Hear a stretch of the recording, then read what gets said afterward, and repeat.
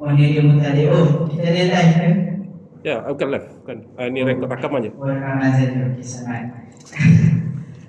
Yang rumah ni boleh terbakar tu. Okey.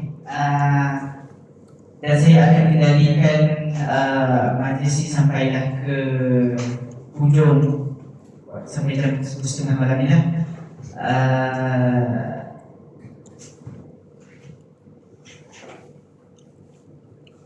Saya minta maaf lah, dia macam sebab ni kali, saya rasa ni kali pertama saya ada program macam ni. Dan ni pun macam saya diri kat sini lah. So kita akan mulakan dengan diskusi daripada saudari yang ada kat depan saya ni. Akan berakhir dengan sebuah forum yang agak, kita ada banyak panel-panel lah untuk malam ni. So sebelum tu saya nak cerita sikit lah macam buku ni pun dah singkatan kuliah buku dah masuk ke 10 tahun. Kalau saya punya pengalaman personal, saya kenal waktu lebih kurang tahun 2017. Waktu tu mula-mula saya kenal buku ni melalui Abang Ben saya sendiri. So saya jelas ke? Okay. Saya kenal melalui Abang Ben sendiri, saya follow Facebook dia. Sebab saya suka dengan Abang Ben punya posting yang agak betul-betul mencabar kalau tak saya lah waktu tu. Dan saya pula waktu tu sedang mencari-cari. Dan macam waktu tu lah ada buku saya yang pertama dengan buku liar tu, cerpen yang terhasil daripada penulisan saya sejak 2019 sampailah beberapa tahun lepas. Tajuknya Nakal-Nakal. Okay. Dan menurut sebab biasa saya kenal buku dan video dan kuliah buku yang pertama yang saya dapat, yang saya ingat yang kali pertama saya tonton adalah kuliah buku diskusi buku novel Adnan Fisi dengan Abang Fahmi Mustafa. Yang tu paling saya, tu video paling pertama dan paling saya ingat sekali lah sebab saya suka diskusi antara Abang Benz dengan Abang Fahmi. So tanpa membuang masa, boleh kita teruskan dengan diskusi pertama.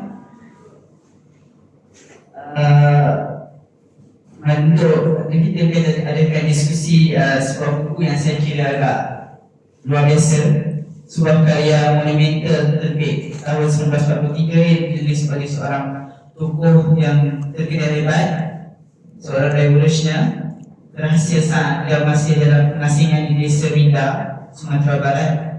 Judulnya singkatan dari perkataan materialism, dialektika dan logika, dan menghidangkan dasar pemahaman berkenaan tiga-tiga unsur tadi sebagai panduan teoritis yang kuat bagi mereka yang terlibat dalam perjuangan melawan kolonial. Yang waktu itu kalau kita lihat konteks adalah dia melawan kolonial Belanda lah, dan memperjuangkan kemerdekaan negara itu Indonesia. Jadi baiklah, tanpa membuang masa, saya mempersilakan saudara Alia Poso selaku moderator yang saya dimaklumkan antara ahli terawal kuliah buku dari tahun 2014 ini, sejak tahun perubahan ini. Dan beliau juga adalah seorang arkitek jaya. Dijemput.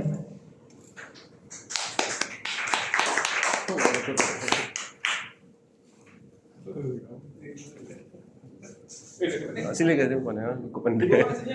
Tak ada kan ni untuk screen. Ni untuk TV ni. Tak, ni laptop kan. Tak, ada lagi 3. Okey, silakan. Seterusnya saya menjemput panelis kita untuk sesi buku yang kita akan perkenalkan masa kita diskusi Money Law.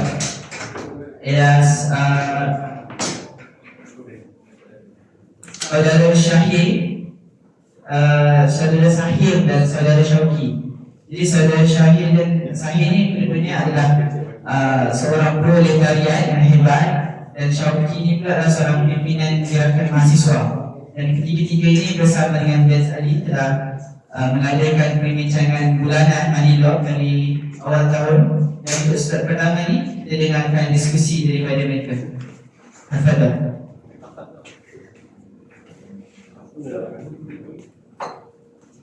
Wih, tak tahu. Kalau ada.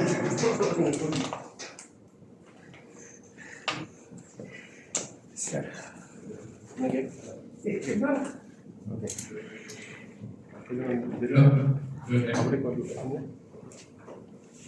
Masuk.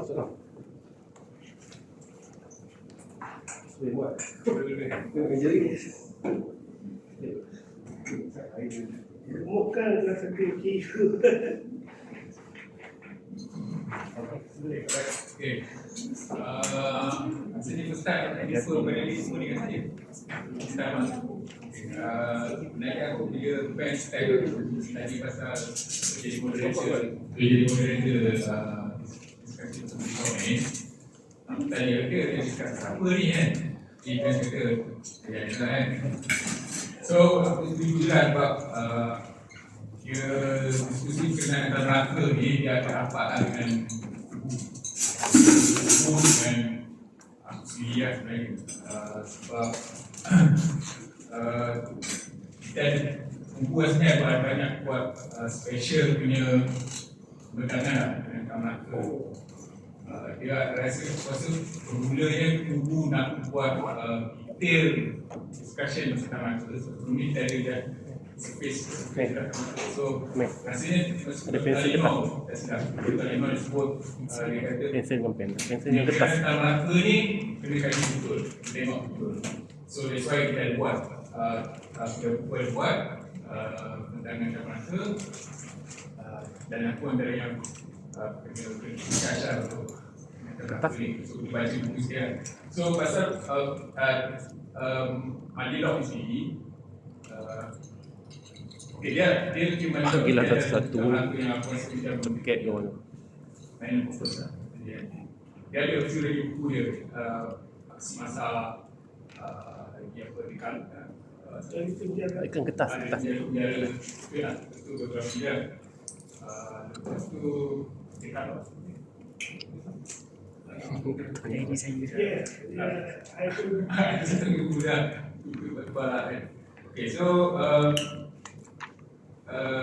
Tan Melaka ni bagi suka juga sebab kita rasa sejam kan.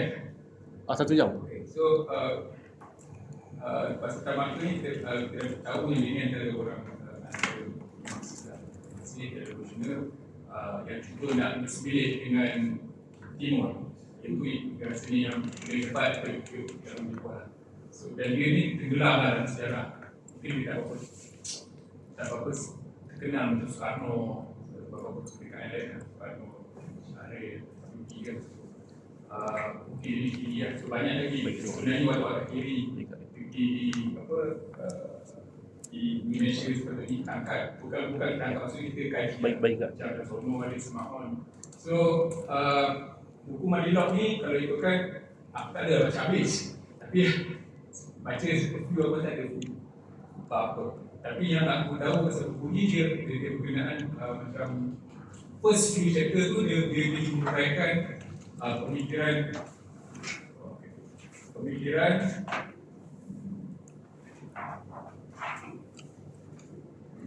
tak dia tahu dia so dia cuba menguraikan pemikiran masyarakat masa tu lah. Dan tujuan dia sebab dia Tan Melaka ni asalnya dia guru ni.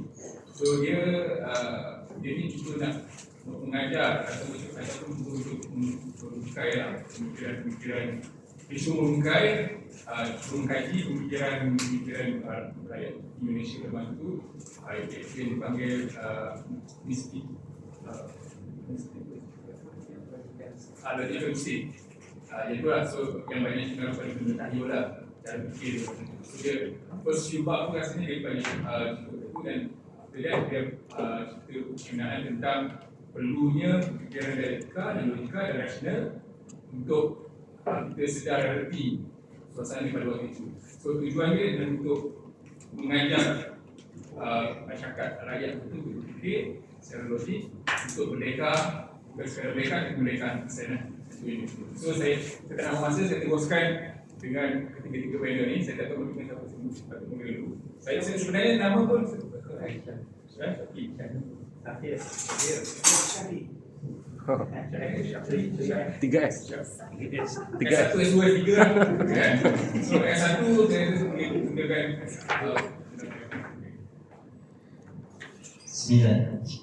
Bismillahirrahmanirrahim. Assalamualaikum warahmatullahi wabarakatuh. Alhamdulillahirabbil alamin. Wassalatu wassalamu ala asyrafil anbiya'i wal mursalin wa ala alihi wasallam. Pertamanya sebelum kita mula, saya kenalkan diri saya. Nama saya Muhammad Akhil Syauqi binti Azman. Saya berbetulkan apa yang MC awal cakap. Saya bergerakan pimpinan mahasiswa Islam dekat UM Berhubungan. Saya hanya macam kanan-kanan je lah, kiri-kiri macam kuli-kuli saja. Boleh ke kalau saya cerita dulu macam mana saya mula dengan Madilog? Ceritanya saya bermula dengan Madilog ini masa bulan Februari tahun ini juga. Masa tu pemilu Indonesia yang mana menyaksikan perebutan hebat antara saya tak suka pakai mic. Dia kan nanti nak rakam. Oh ya. Suara kau tak keluar. Okey. Pemilu Indonesia, pemilihan umum Indonesia menyaksikan peperangan ideologi yang hebat antara Prabowo dan juga Anies Baswedan. Dan seorang lagi Ganjar. Saya tengok muka panel moderator macam Ganjar. Saya macam mana dari situ saya kenal Madilog. Ada satu video Prabowo dia berucap, dan di belakang ni tu ada buku Madilog, dan dia cakap buku netizen cakap Madilog ni tak boleh buat main-main. Buku Madilog ni adalah satu karya hebat dan Malaka yang perlu dirujuk. Prabowo pun rujuk untuk pembangunan bangsa dia. Jadi saya tercari-carilah Madilog ni apa kan. Dari situ saya kenal dengan Tan Malaka. Lepas tu saya nak cari buku ni. Saya search jumpa toko buku rakyat. Jumpa kedai pens lah.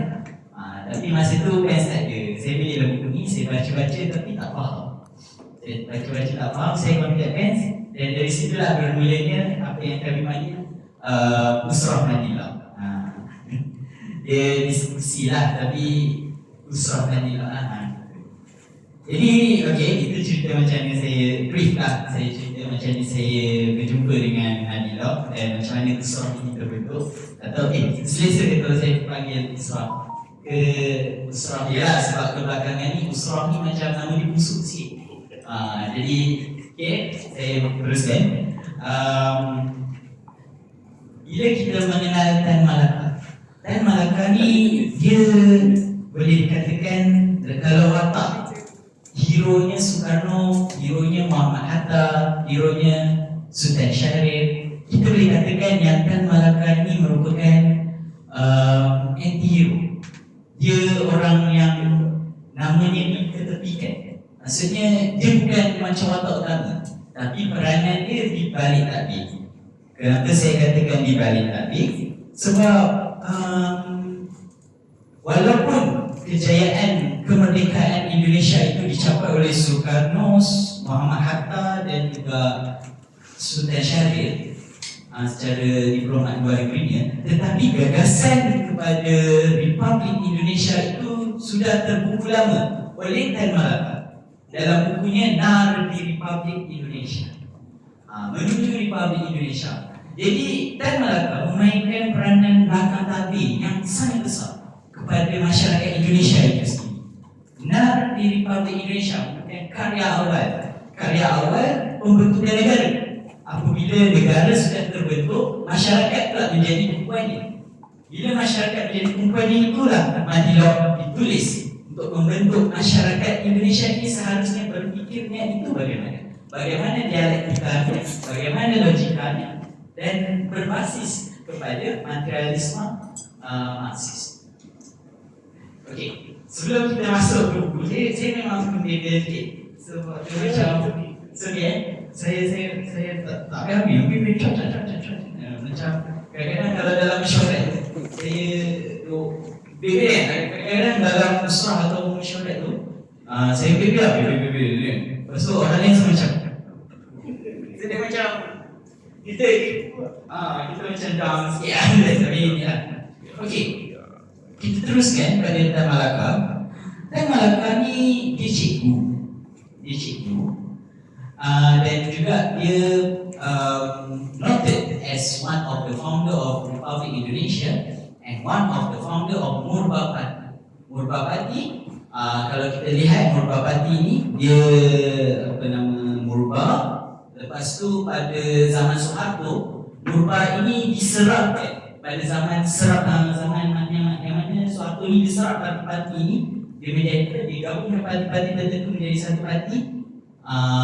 Murba ini digabungkan ke dalam Parti Demokrasi Indonesia awalnya, dan yang kemudiannya Parti Demokrasi Indonesia Perjuangan (PDIP) yang dipimpin oleh Megawati Soekarno Putri pada zaman ini. Saya tak pasti, mungkin kalian lebih faham. Murba digabung dengan Parti Kristian Indonesia dan sebagainya menjadi PDI. Dan pada tahun 1990 saya tak pasti sama ada PDIP yang sekarang ini dipimpin oleh Megawati masih membawa spirit Murba ini ataupun dia dah mati pada tahun 1990-an, sebab PDI yang ori ini dia dah dissolve lah. Dan spiritnya dikatakan disambung oleh PDIP Perjuangan. Okey, tidak. Saya nak ambil tentang Malaka, lepas tu kita sambung. Ya. Okey. Dia pengasas pada Parti Murba, lahir pada 1897. Nama sebenarnya Ibrahim. Ada duk panggil Ilyas Husin. Dia nama dia banyak. Dan dia lahir, dia merupakan orang Padang, orang Minang. Dan dia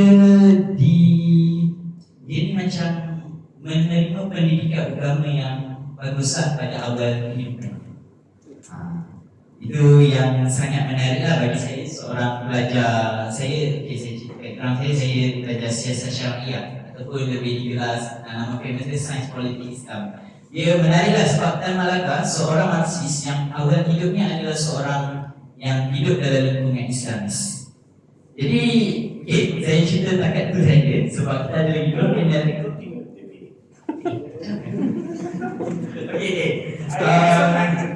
Saya ada tambah kalau ada apa Aku tanya dulu tadi. Korang ni sebenarnya nak orang present yang kau nak diskusi, kena bukunya atau ada paper ke?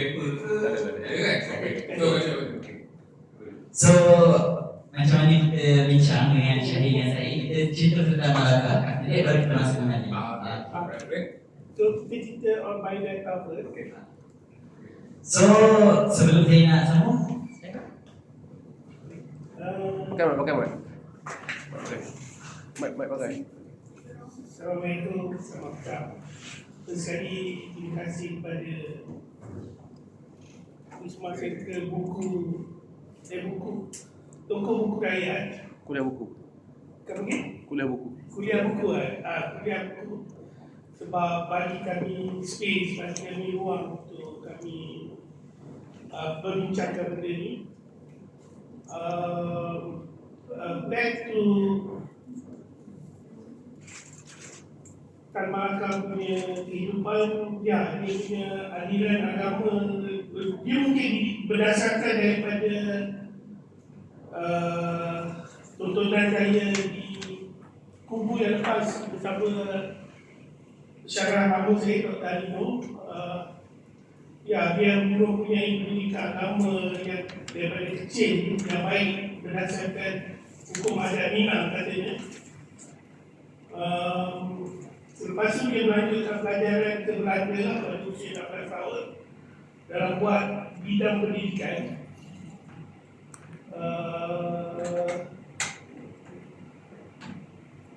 Semasa di Belanda, melanjutkan pelajaran dia di Belanda selama 6 tahun untuk menjadi guru. Dan dia balik tu dia jadi guru di Delhi, Sumatera Utara. Sebab saya baca azim juga, dia balik tu dia jadi guru untuk satu kebunan teh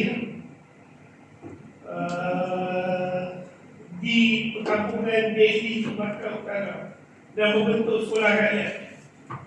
Dan sekolah rakyat ni membuatkan dia menjadi dia kenal dengan ahli-ahli politik yang lain seperti yang Tuan cakap tadi. Dia kenal dengan guru Cokro Aminoto. Dan pada tahun 1991 dia mula menyertai SI. Sebelum SI akan berpecah pada merah dan putih.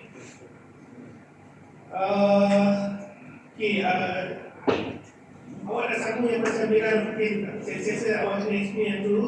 After this lah lepas tu dia pecah merah dan putih. Lepas tu tahun 22 kapitalis Belanda telah tangkap dia sebabkan satu seat dia ni, dan dia dibuang ke Belanda balik. Dan during kelas Dr. Alino juga di Perdana saya tengok dia ditangkap pada 13 Februari 1922 dan dia dibuang ke Belanda. Dan benar apa yang Alino beritahu bahawa dia pernah menjadi calon ahli parlimen di Parti Komunis Belanda sebagai wakil Komunis International untuk ASEAN Timur. So, saya membenarkan perkataan Alino lah bagaimana dia boleh menang parti untuk jadi ahli parlimen. Satu benda yang menakjubkan lah.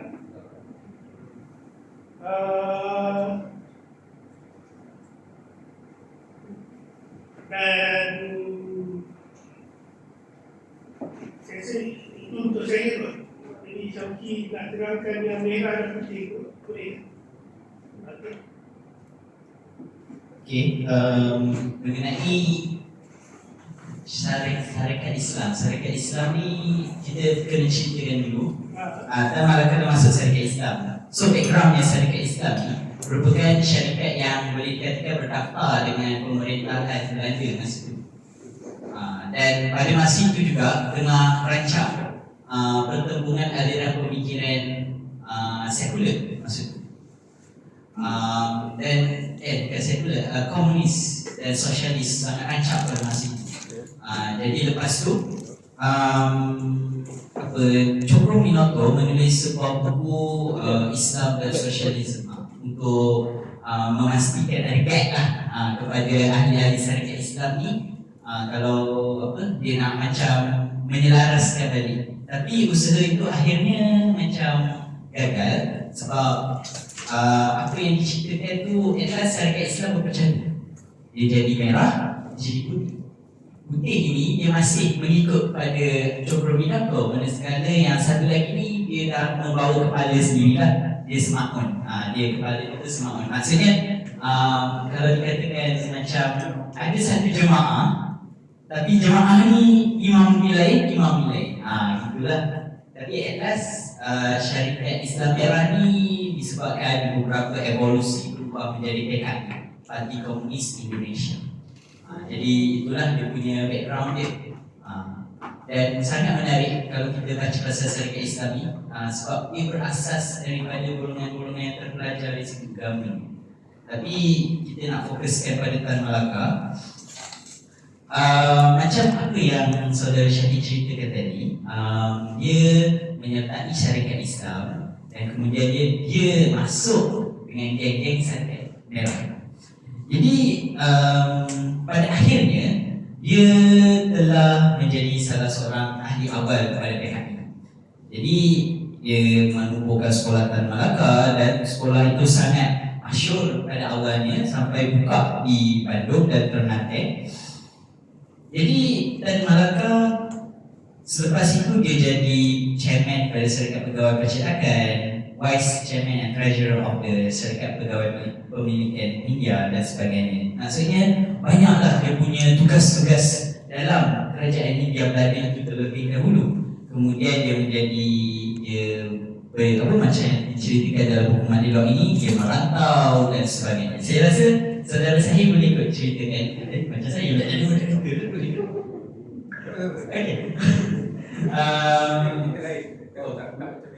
Okey. Okey. Mungkin saudara saya boleh ikut ceritakan pasal iklim, bab yang iklim macam mana Tan Malaka penulisan dia, sejarah dia lari satu lagi sebenarnya, dan bagi saya sangat menarik lah. Okey, mungkin saya.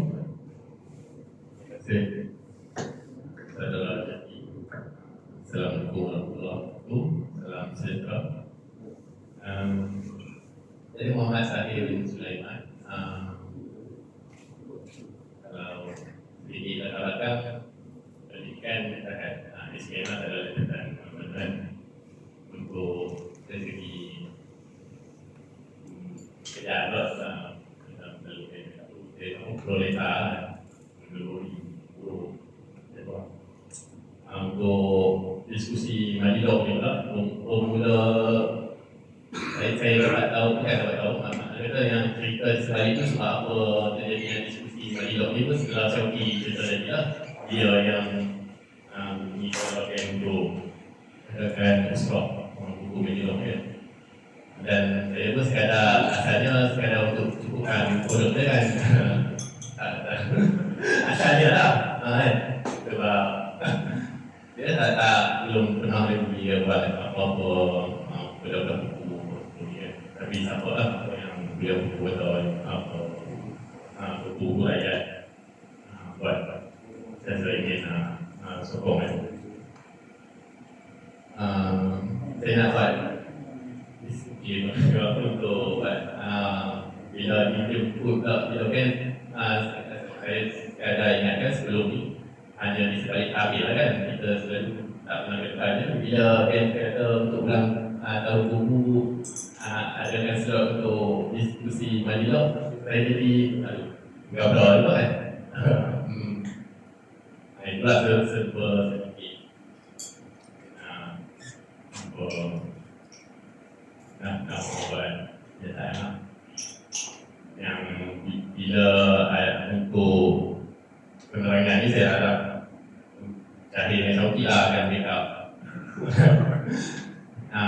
sejujurnya bila saya tak baca pun lagi sebelum ni buku Madilog ni sebab satu tajuk dia pun dah jagon juga kan kita tak buat syariat lah sebab apa tajuk dia begitu dan tak Melaka pun tak berapa puteri saya sendiri pun sebelum tak kena membaca lagi apa-apa tentang Melaka setelah join diskusi ni barulah kenal dan rasa minat dengan apa perjuangan dia, idea dia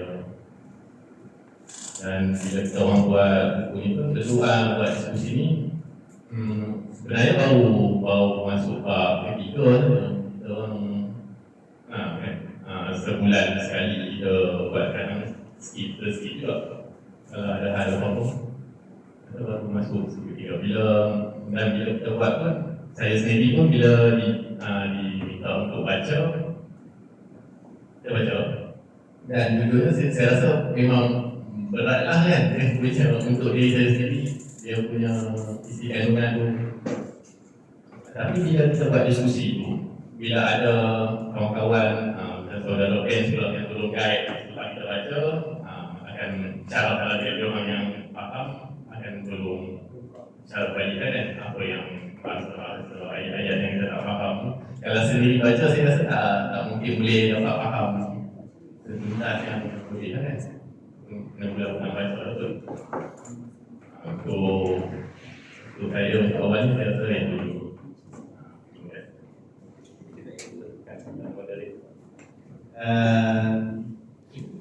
terima kasih saudara Syahir. Okay, kita cerita brief sikit. Tadi kita dah cerita Tan Malaka dan sekarang kita nak masuk kepada bukunya pula. Saya 1.43 sekarang 1.6 minit. Jadi kita mengenal pula buku kepada Tan Malaka ini. Buku kepada Tan Malaka ini dia ada banyak. Di Republik Indonesia, Madilog, yang saya baca dan saya kaji, yang saya minat sangat buku dia, salah satu buku dia adalah Madilog dan satu lagi sambungan kepada Madilog iaitu Islam dari Kejauhan Madilog yang dikomentar ataupun ditulis kata pengantarnya oleh Haji Abdul Malik Karim Hamka. Susah untuk seorang ahli agama Islamis menulis komen, menulis pengantar sebagai satu kata yang penghargaan kepada seorang yang Marxis. Jadi kita masuk ke, kita fokus kepada buku Madilog. Okay? Dan the brief about the books. Bagi-bagi ni dulu, bagi general dulu. Yes. Okay, since sebenarnya saya minta maaf, saya pun tak beritahu saya punya background apa semua. Maybe nama saya Syahid, I graduate dari UKM buat bachelor in computer science. Sekarang bekerja sebagai data analyst untuk satu BPO company yang kau bekerja dan indirectly dengan workforce. Jadi satu benda yang baik untuk saya untuk di dalam memahami hak-hak pekerja.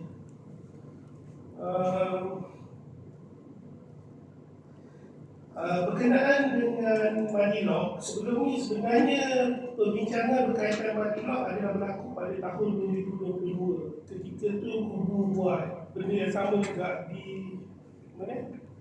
Di Central Market kan? Ada di situ. Jadi kami ada berjumpa beberapa orang dan kami nak buat perbincangan ini. So ada satu orang lead daripada Indonesia, nama dia Glenn Joseph, bekerja dalam bidang yang sama dengan apa yang saya kerja. Jadi dia lead dalam benda ni lah. Jadi tapi untuk mengumpulkan beberapa orang ni sangat sukar. Jadi nak tanya saya, ya saya hanya baca sampai bab 3 sahaja, bab 2, bab 4. Jadi saya hanya boleh beri pandangan saya berkaitan bab 1 dan bab 2 secara baik. Kalau you tanya saya apa yang Syauqi jelaskan tadi betul, benar. Ini adalah pandangan Tan Malaka bagaimana nak bina masyarakat. Sekarang ni negara dah terbina, jadi masyarakat lah kena berpemikiran apa? Kena untuk menjadi sebuah negara yang maju ketika tu. Dia cakap rakyat tu sendiri nak kena fikirnya macam mana. Tapi dia tulis pada tahun, saya rasa mungkin 1930 atau 1940. Tapi untuk orang macam tu dia boleh tulis benda ni, bagi saya sangat baiklah. Jadi dia beritahu okay, rakyat kena ada first sekali dalam bab 1 tu kena tahu dulu apa itu logika mistika dan kena tolak dulu benda tu. Dunia ni kita kena percaya kepada kuasalitas sebab akibat. Saya tahu kuasalitas tu mungkin perkataan Indonesia, tapi kita kena tahu orang logika mantik baru. Saya panggil logika mantik lah. Kita kena tahu sebab dan akibat. Jadi dia condemn dulu yang untuk berkaitan mistik ni, okey kita hasilnya dulu. Ini mistik, kita tak boleh buat macam ni. Kita kena tahu kalau kita buat sesuatu akan ada kesan, akan ada akibat daripada perkara yang kita buat. Jadi bab 2 pula dia tengah ceritakan pelbagai falsafah yang ada. Dan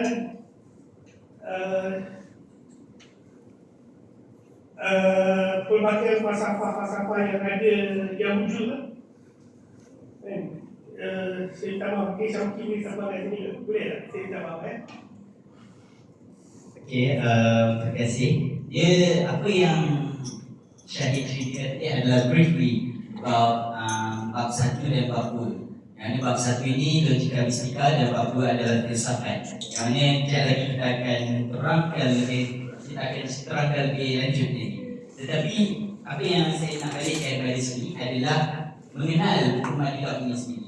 InsyaAllah macam mana kita buat kata bank dalam surah dia, kalau boleh bangun tidur tu dah tahu yang pasal Madilog. Kita ada dia punya gambaran untuk persediaan kan. Jadi kita kena faham dulu Madilog, materialisme, dialektika dan logika. Materialis adalah salah satu cabang falsafat, dan filsafat falsafah yang lawannya materialis, lawannya adalah idealis. Logika, logik dan dialektika yakni perbahasan, Yes, dan logik. Jadi buku ini ditulis oleh Tuan Malaka, penulis dan mempunyai beberapa bab lah. Dan fun fact-nya saya baca kat atasnya, buku ini termasuk dalam 100 buku yang berpengaruh berkontribusi terhadap gagasan kebangsaan versi majalah Tempo. Majalah Tempo ni saya rasa tak asing dengan kita selaku orang-orang proletar ni, iaitu majalah yang sangat famous di Indonesia lah. Dia macam ala-ala Times kalau orang putih. Jadi ditulis oleh Tan Malaka. Dia ada lebih kurang dalam 5 bab. Dia ada lebih kurang dalam 7 atau 8 bab termasuk akhir kata. Yang mana pada awalnya kalau berdasarkan daripada apa yang kami usrahkan itu, yang pertama adalah logika mistik, yang kedua adalah filsafat, dan yang ketiga adalah ilmu alam dan sains. Itu pun baru kami masuk sedikit dan tidak berfokus. Jadi insyaAllah dalam perbahasan pada hari ini kita akan berfokus pada bab 1 dan bab 2 lah. Yang mana kita akan, saya mungkin kita bagi chance dekat moderator kita dulu untuk ceritakan pendahuluan lah.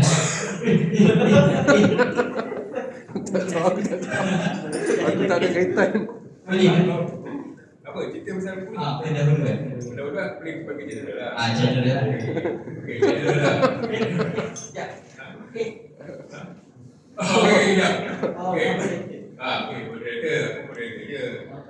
Tak tahu dia buat bincang pun. Terima kasih.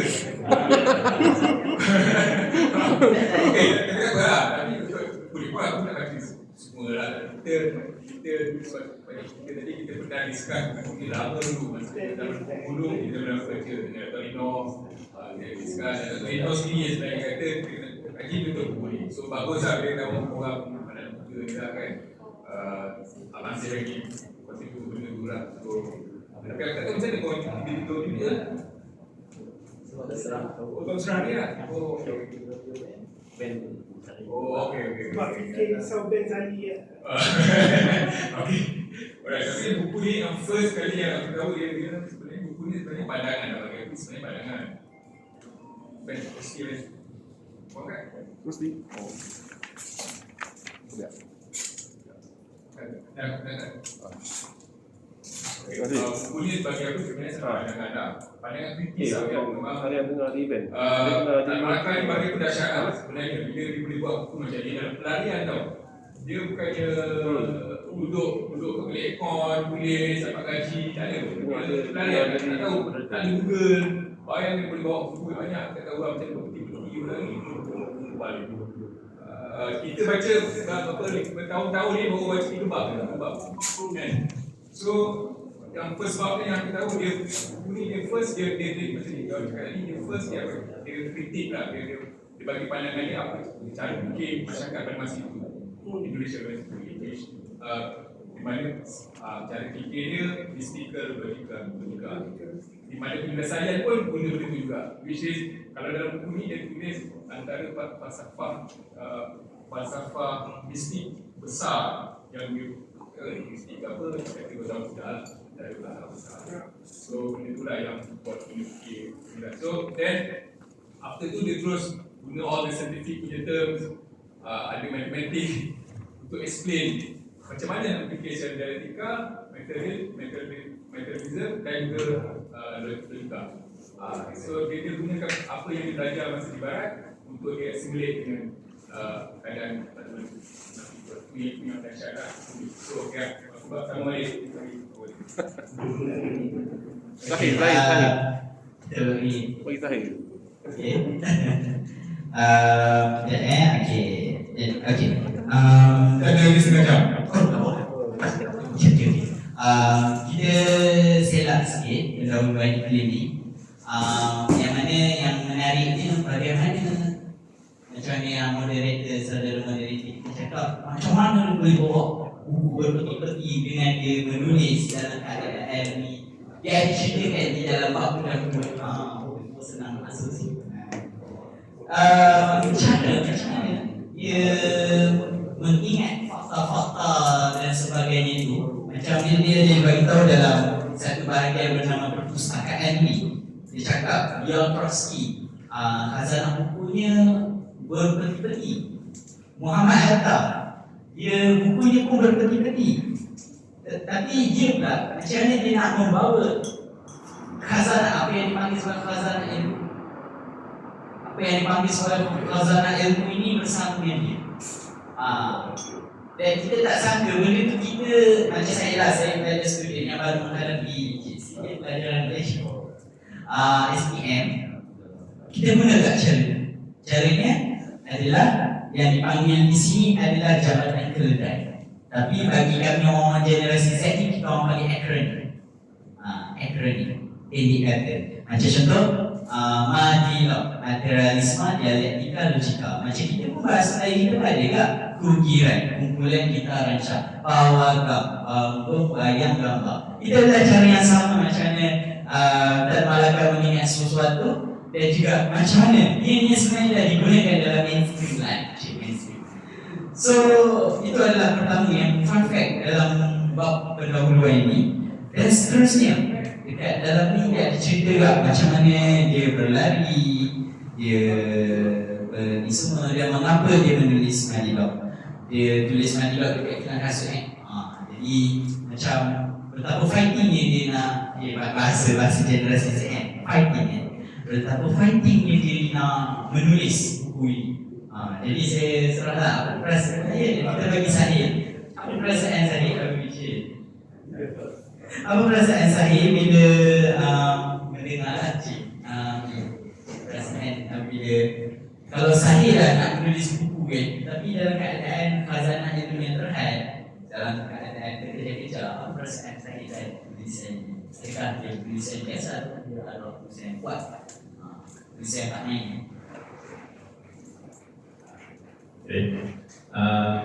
Itulah, saya ni pun berpandangan macam buku ni dah tulis lagi lama lagi lah kan, dah berpuluh tahun lah. Tapi masih relevan untuk sekarang pun, benda tu pun masih tak settle lagi lah.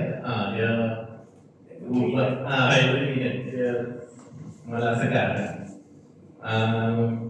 Dan ya, menarik. Dan buku yang saya cuba yang kata pun idea-idea dia pun semua orang kata dia tak genuine. Dia memang dari dia kan, tanpa ada pandangan oleh dia sendiri punya idea. Hebat dan menarik. Okey, itulah pandangan daripada saya. Yang mana ni memang hebat dan menarik. Macam mana dia membawa khazanah ilmu itu, dia ada teknik-teknik dia yang macam seorang pelajar boleh guna, seorang mahasiswa boleh guna. Ya, dia sangat everyday dan sangat boleh aplikasikan apa yang dia lakukan ini kepada kehidupan sehari kita lah. Contohnya jabatan keledai ataupun nama modelnya akronim. Okey, sekarang kita beralih pula. Kita ada 20 minit lagi. Kita ada 20 minit lagi, 3 minit kecil dia. Kita masuk pada bab satu, iaitu bab logika mistik. Bab ni memang di bawah bacaan saudara Syahid, yang mana logika mistik ini, kalau saya yang ceritakan memang tak lihat. Jadi kita bagi pada yang pakar. Logika mistik ni dalam belajar agama yang membaca ni memang macam private sikit. Sebab logika mistik ni dia ada bermain dengan keimanan lah dan sebagainya. Okey, saya serah pada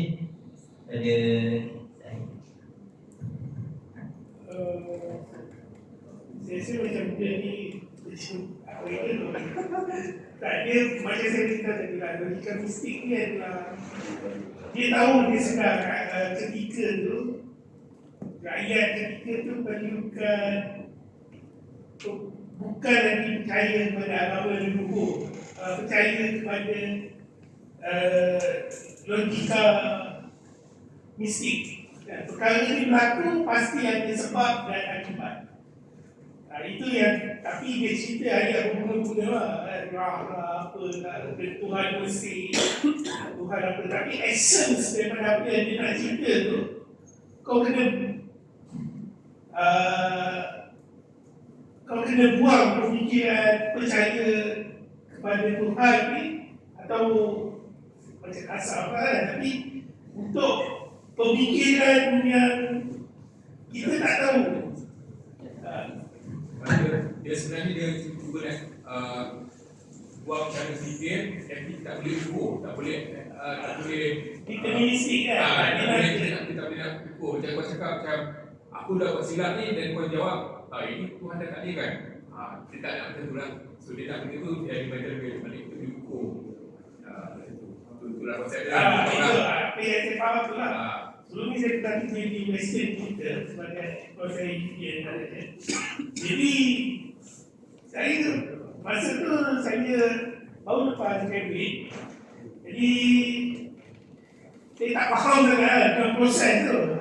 Jadi saya tengok okey. Jadi saya rasa jika aku jaga sebagai lagi semua okey kot. Jadi jadi mungkin kita dia beritahu masyarakat, dia nak beritahu dalam buku ni ayat semua, kau kena tahu sebab akibat. Logika saya panggil logika mantik lah. Logika kau kena tahu apa yang kau tengah buat sekarang ni akan ada konsekuensi. Jadi itu dalam bab kata lah. So dia berbunga-bunga dalam dia beritahu Tuhan di Mesir bagaimana Tuhan dia gunakan ayat Raha tu kan. Tapi betul sebenarnya dia nak beritahu bahawa dia juga ada terangkan bahawa masa ni Allah SWT berada above dan masa, dan Allah tak berkata masa sebagai dia punya perantara. Interesting lah sebab dalam dia komen tu saya tu fikir orang atuk, saya cakap atuk saya guru kan. Jadi saya cakap orang yang macam atuk saya boleh fikir buku, boleh kalam buku yang begini punya power lah. Macam tu lah untuk saya cakap. Jadi itu dalam topik satu ni, dia cuba asingkan kita dulu. Kita jangan berfikir mistik, kita kena berfikiran mantik. Itulah komen saya nampak tadi. Jadi saya perlukan komen nampak tu. Okey, sampai boleh jam situ dan apa dan itu.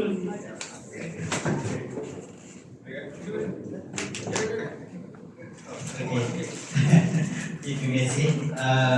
Itu adalah komentar saudara Syahid terhadap bab 1. Yang mana bab 1 ini, kalau pada pandangan saya, bab 1 ini lebih kepada pertama sekali dalam kita nak memasuki pintu mandilok itu adalah tinggalkan segala-gala apa yang tidak pasti. Tinggalkan segala-gala apa yang tiada ukuran. Tinggalkan segala-gala apa yang kita tiada sadar. Sadarlah kepada apa yang kita nampak dan apa yang kita boleh rasa, yang kita boleh sentuh dengan panca indera. Itulah apa yang logika mengajar. Jadi sesudah kita meninggalkan perkara-perkara itu, yakni kalau pada masa konteks pada zaman Indonesia itu lebih kepada boleh kita nampak tu macam benda-benda yang khurafat lah, benda-benda yang tahyul, benda-benda yang ni. Dan saya rasa benda ni logika mistik pada awalnya kiai pada zaman itu mungkin trigger lah membaca statement ini, terpukul lah. Tapi apabila dia dah besar, malah kami alhamdulillah dia dah pisahkan terma itu, dia buat satu terma khas untuk Islam pada pandangan mana. Jadi pada masa itu dia dah tunjuk yang okey, Islam ni ada tempat khas yang tak boleh dipersoalkan. Dia tertulis dalam Islam daripada mana. Islam ni mempunyai tempat yang tidak boleh dipersoalkan. Itu apa yang tertulis dalam Islam dalam Madilok yang menyebabkan terma Islam itu tidak termasuk dalam logika mistik. Yang ditentang dalam logika mistik adalah benda-benda yang lahir, benda-benda yang jimat dan sebagainya. Itu yang ditentang oleh. Tapi ialah kalau kita baca secara general memang dia menolak ketuhanan teis. Dan saya dengar daripada saudara Ben sendiri yang menariknya Syekh Husin Al-Atas pun pernah, Syekh Husin atau Syekh Nabil dia berhak membuat satu statement balaslah kepada hujah. Okey, saya masuk pada bab filsafat. Filsafat ini merupakan salah satu benda yang amat menarik bagi saya lah. Kerana filsafat ini adalah, kalau dia orang Indonesia, dia kan, saya baca lah yang saya cari maksud filsafat. Filsafat, falsafah. Dia tiba ada dua pula, falsafah dan filsafat. Filsafat adalah bagaimana cara berfikir, bla bla bla. Lepas tu falsafah adalah salah satu dasar atau cara macam dasar kepada sesuatu dasar yang kerajaan. Itulah yang dipanggil falsafah. Falsafah falsafah pendidikan. Bagaimana pendidikan itu seharusnya berlaku, itulah falsafah. Tetapi filsafat pula macam mana cara seseorang itu mencapai kebenaran. Tapi saya merangkumkan filsafat dan falsafah ini adalah satu cara mencari kebenaran. Itulah filsafat.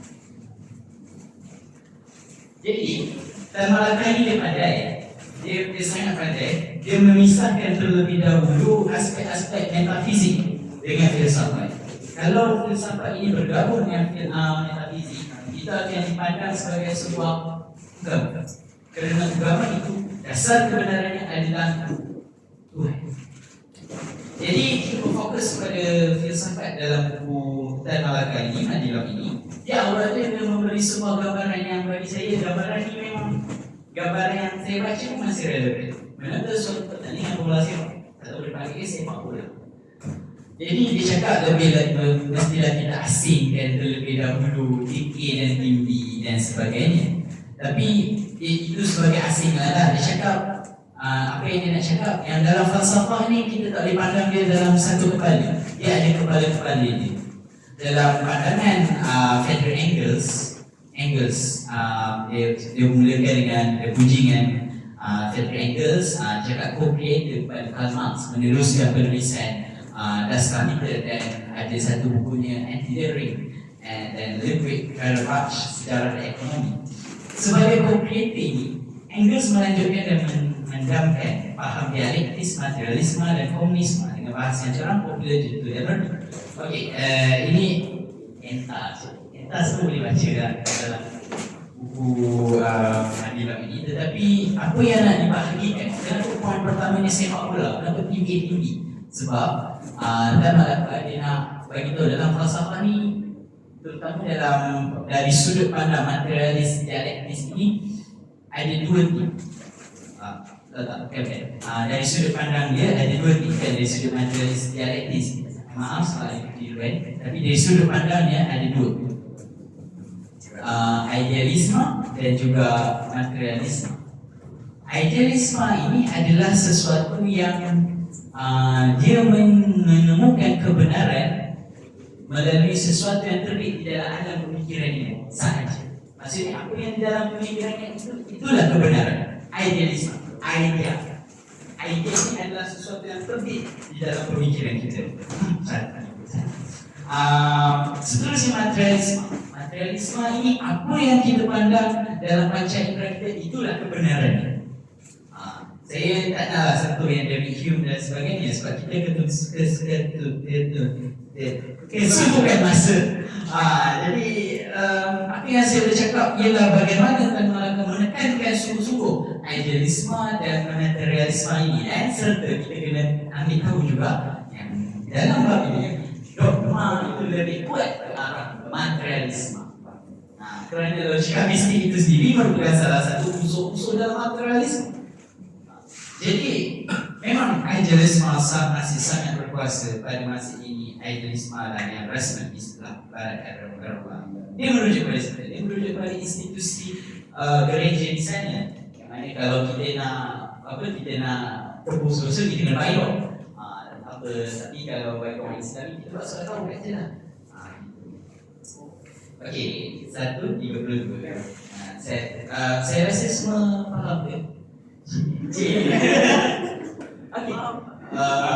Okey. Alright. Sebab lagi 3 lagi 10 minit, kita sebenarnya ada sesi buka soalan tanya. Saya tak cakap apa pula, sesi buka soalan. So jangan tanya soalan susah dan panjang. Kita nak settle dekat. Okey, kalau ada soalan boleh tanya. Tanya ke apa, sebab sekarang kita cover 2 bab je. Yang betul okey, cover 2 bab saja lah. 2 bab awal lah. Sebenarnya kalau baca lagi bab yang akhir itu, dia sebenarnya memang agak ni kepala dia baca. Memang kena buat kumpulan lah kan jadi tulisan. Okay, ada soalan apa? So apa yang aku faham dalam buku Manilok ni awal-awal ni, dia berkenaan dua benda lah sebenarnya. Satu, kita buang benda yang kita tak boleh ukur. Macam kalau katakan ada orang tindas kau lah, katakan kan dalam kerajaan kapal ke siapa lah tindas kau, kau tak boleh cakap macam oh ini adalah ujian takdir Tuhan, kadang-kadang bukan, sebab benda tu tak boleh ukur kejahatan dia. So maksudnya benda dia mesti kita kena ada cause and effect. Kita tahu, kita sedar benda-benda macam ni ada daripada satu sumber dan ada akibat dekat kita. Itulah satu yang dia nak. Sebab masa tu dia guna buku ni untuk kemerdekaan nasional juga kan. So dia guna buku ni lah. Tak tahu siapa yang baca buku tebal macam ni lah. Satu. Tapi kalau kita baca buku ni, tanya lah. Kalau kita baca buku ni, kita jadi komunis ke? Ataupun dia akhir-akhir ke? Ada rasa juga. Saya. Boleh jawab. Macam mana tu kan? Kalau kau baca buku ni, kau akan rasa jadi kau akan jadi seorang komunis ke tiba-tiba ataupun jadi atheist ke, ada rasa macam tu ke ataupun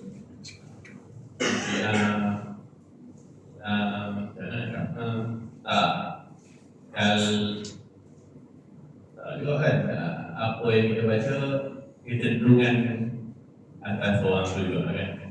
Kalau tak mungkin lah untuk atheist saya tak rasa lah. Kalau untuk jadi atheist tidak ke Allah tu.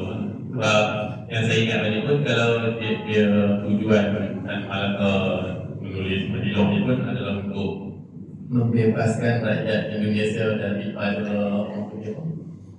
pemikiran mistik, mistik yang tidak rasional, yang lepas tu kuno lah kan, yang kadang-kadang mendarah daging masyarakat Nusantara pada masa tu. Dan Manilok pula dikatakan pula dia keluar daripada di luar wahyu kan.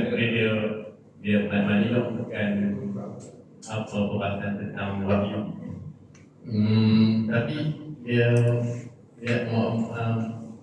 tujuan menegur masyarakat Indonesia yang selalu taksub dengan perkara miskin.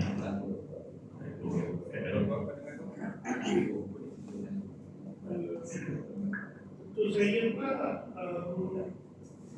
saya menyesal sebab saya lambat buku ni, which is 10 years after grad. Jadi,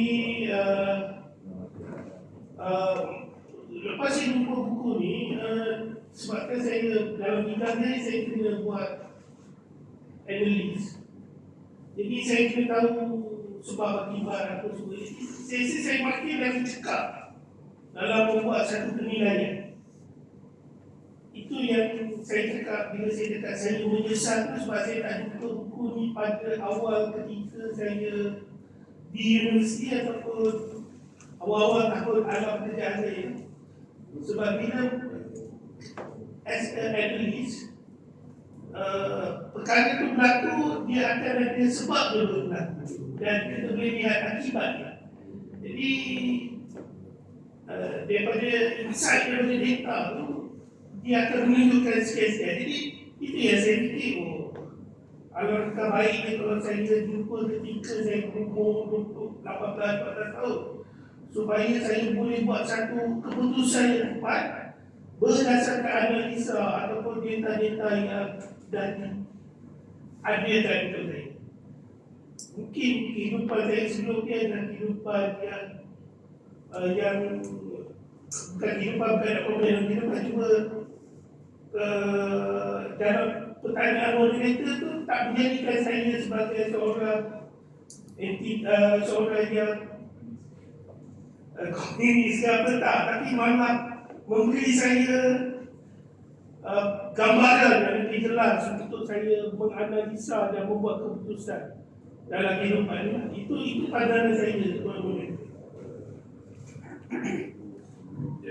dia boleh baca oleh seorang lah maksudnya Cuma buku doktrin lah sebenarnya kan. Kalau boleh saya, kalau saya diberi kuasa saya nak pelajar universiti tahun satu dia kena baca buku ni. Dan ataupun dalam masa 3 atau 4 tahun dia kena habiskan buku ni. Sebab dalam topik-topik sains tu dia ceritakan tentang konsep fizik, konsep dia. Saya rasa macam sebenarnya saya anggap Tabaraka ni dia orang gila pada zaman dia. Sebab dia dulu cerita hukum covalence. Faham tak? Kenapa kau nak cerita benda ni dekat orang Melayu, orang Nusantara yang ketiga tu jalan tak pakai kasut ni. Kalau tu nak tengok dia lukis pula. Okey, kata covalence ni macam mana? Lepas tu dia komen pula hukum kuantum ataupun kuantum tak? Kuantum yang sedang dibincangkan pada tahun 1900 Nepo ataupun dia tengah cakap cahaya ni apa? Hukum ni apa? Kau hidup ke kau mati sekarang? Apa hukum kucing dalam kotak tu? Dia Schrödinger kan? Okey, kucing ni hidup atau mati sekarang? Cahaya ni apa? Cahaya ni maksudnya kau boleh, apa dia tengah cerita elektron tu boleh berada pada boleh mati dan hidup. Dan sekarang ni pula logika tu pun dipersoalkan yang 4 logika asal. Dan kita perlukan logika yang baru. Itu yang apa superkomputer itu yang saya tengah cakap. Kau ni orang gila. Kau tengah cakap dekat orang yang keluar rumah pun tak, saya tak marah. Bukan maksud saya. Orang Nusantara ketika tu kalau patutnya dia rasa macam buku ni apa ni, buku ni nak cerita apa lah, betul tak? Saya rasa ketika tu macam tu lah. Sebab tu saya cakap untuk pelajar universiti dia kena habis keluar untuk baca buku ni dan habiskan dalam masa 3 atau 4 tahun. Saya rasa buku ni tak boleh habis dalam masa setahun. Sebab maklumat dalam tu nak faham dan dia nak jadikan Alino kita apa, dia nak kau jadikan budaya ataupun dia nak orang faham betul-betul. Jadi saya rasa itu pandangan saya. Sebab 2022 saya dah jumpa, baru tahu kenapa aku tak bagus tadi sebab aku tak boleh nak bagi idea kepada aku punya bos tentang option-option yang wujud dan berdasarkan option yang wujud ni apa direction yang aku kena ambil dan dekat direction yang kau ambil ni dekat mana optimum cost yang patut dibincangkan. Itu untuk saya, view saya. Okay. Saya sebagai seorang mereka saya mengaku saya seorang Islam. Apabila membaca hukum Madilog ini, saya membaca ini dari sudut pandang Islam.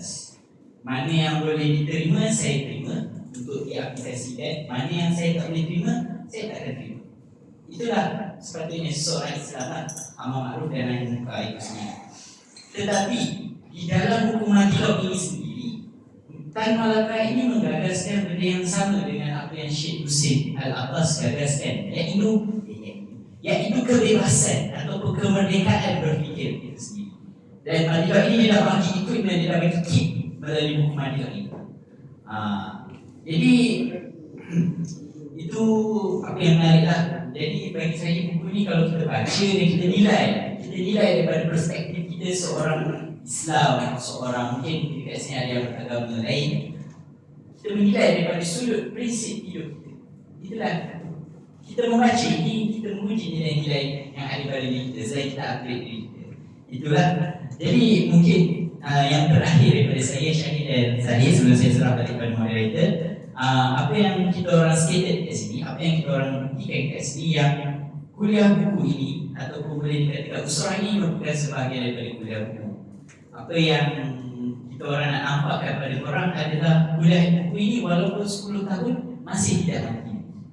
Kita masih ada penerus-penerus kita dan kami mengharapkanlah semoga ada orang-orang baru yang menyertai buku ini. Sebuah gerakan intelektual jalan yang saya rasa amat menarik dan dia sangat informal. Saya pun just seorang yang formal. Kalau saya fokus saya pakai jas dan sebagainya. Jadi kata-kata akhir adalah panjanglah umur buku, panjanglah umur buku, panjanglah umur buku, kuliah buku untuk selamanya, insyaAllah. Itu saja dari saya. Okay, baik. Rasanya ada soalan. Kalau ada soalan kita rasa boleh tanya directly ya ke orang nanti ya. So kalau ada yang join korang buat tu bulan tu ada tu. So boleh jumpa lah pernah sama-sama discuss ataupun tamat ya sebab banyak mulai dengan semasa kita lanjutkan dengan apa yang dikatakan tentang apa kumpulan data dan apa efek tersebut tu yang jadi macam mana untuk buat pemberontakan itu kan masalah tidak ada benda lain. So sebab itu dia pada pemberontakan AI dia dibantah sebab masa itu dia tahu data yang ada tak ready. So itu ada sebab-sebab dia dalam buku aksi masa masa tu dia buat buku untuk kita berahsia macam mana cara dia dan method dia. Jadi itu dalam buku tu. So banyak lagi sebenarnya buku dan idea dia akan melangkah yang boleh kita continue tu sambung untuk baca kan dan kaji. Okay, itu saja saya rasa masa perlengkapan. Sekarang kita tanya apa? Ada macam apa lagi? Ada apa? Abang tu tanya apa? Okay, so saya bagi kepada MC. Terima kasih kepada moderator dan juga 3 orang panelis kita pada hari ini. Tuan-tuan sekalian, sekarang pun dah waktu jam 1.44 dan kalau mengikut Tuan Pengerusi tu kita ni waktu sekarang kita dah boleh makanlah dan kita akan kita boleh siap makan dulu dalam jam 2 kurang lebih kita akan mulakan dengan sesi seterusnya. Terima kasih.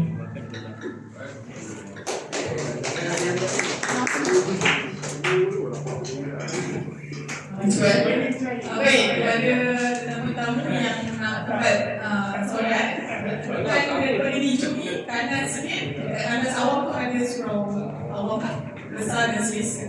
Jalan kaki saya boleh 2 minit cross jalan ya. Itu saja. Angin dia punya background. Oh, ada.